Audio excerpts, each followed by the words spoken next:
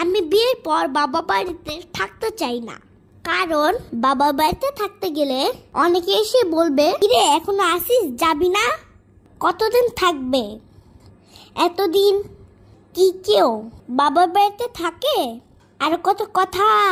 আবার শ্বশুর বাড়িতে থাকতে চাই না, কারণ কোনো কিছু হলেই বলবে, এটা কি তোমার বাবার বাড়ি যে এখানে রাজনারী হয়ে চলতে হবে?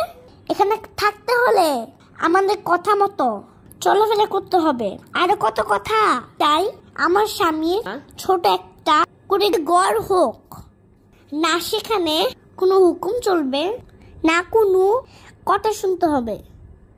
এই ছোট্ট করে ঘরটা দুজনে ভালোবাসা দিয়ে একদিন রাজপথে বানিয়ে নিব। এরকম হাজারো মেয়ে, হাজারো স্বপ্ন থাকে। এরকম হাজারো স্বপ্ন নিয়ে হাজারো বাবার রাজকন্যা শ্বশুর বাড়ি বউ হয়ে যায়। কিন্তু সব মেয়েদের কি সব স্বপ্ন পূরণ হয়? আমার তো মনে হয় না। মেয়েদের এত কষ্ট, মেয়ে না হলে আমি বুঝতাম না।